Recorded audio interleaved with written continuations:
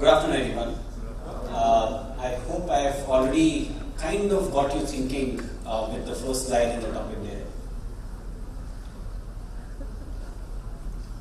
Before I begin, I would like you to just go through this brief note.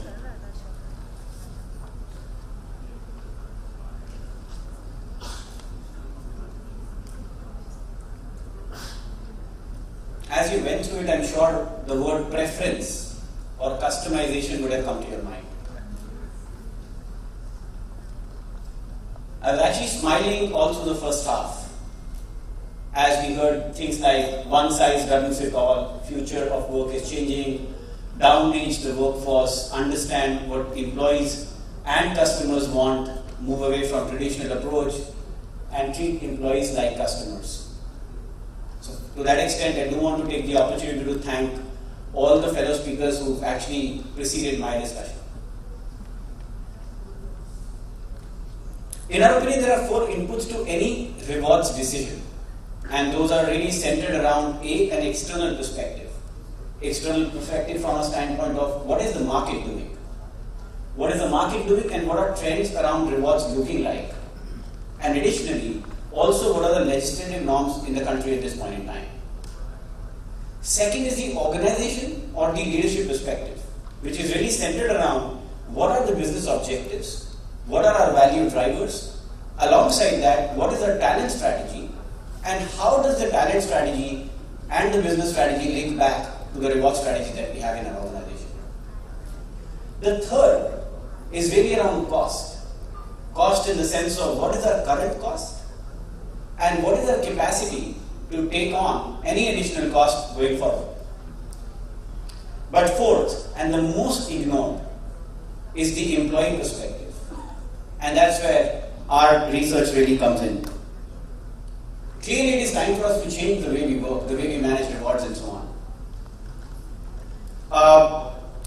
I do want to take the opportunity to talk about a study that we recently launched. It's a relaunch, in fact, which is really around employee preference. Right? So, we were the first one to bring this study to India about 3 years back. We are pleased to announce the relaunch of that.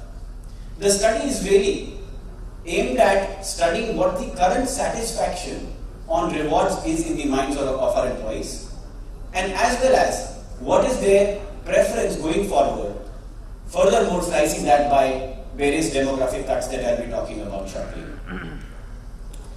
The study just doesn't cover or attempt to cover preference around compensation. Compensation being fixed or variable, cost to benefits and other things. It is also centered around studying preference across 3 other very, very strong and critical pillars as per our point of view. Really around benefits, really around learning and development, as well as around work environment. A couple of questions that we do plan to ask employees at your organizations are really centered around, would they prefer more compensation which is fixed in nature, or would they carry more incentives which could possibly have an upswing based on their performance? Would they like more benefits on account of things like insurance, or would they rather prefer other benefits like leave? Would organization want to look at wellness, or would they rather be, or employees want to look at wellness, or would they rather be focused on retirement benefits? Talking about work environment, would employees prefer more flexibility, or would they rather have recharge zones in office? And lastly, talking about learning and development, would they be looking at structured training programs vis-a-vis outstation or international training and development or learning opportunities, so to speak? After we've heard back from employees, the idea is to segment the data that we receive. Segment the data by age. What do millennials want? What do Gen Y want? And what would baby boomers prefer? Additionally, we'll also be looking at what is the preference by gender. What do men want vis-a-vis women? Alongside that, also attempting to understand what are their preferences by their life stage, by their marital status maybe, by the size of the family, and as well as looking at some locational cuts to figure out what do employees working in tier 1 cities would prefer vis-a-vis employees in tier 3 cities. And lastly, also studying patterns by their socio-economic background. Depending on how many earning members are there in the family, how does preference change? Depending on what is the income level, how does preference change? So those are answers that we look out for.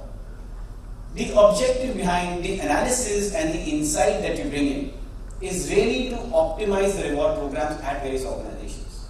So there are a couple of options really there.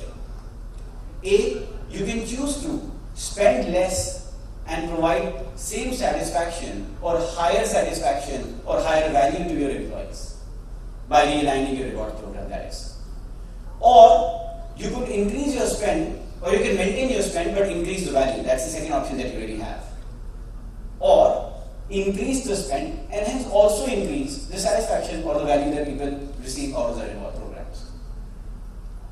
However, the sweet spot is really centered around you spending less and increasing the value. Thank you very much.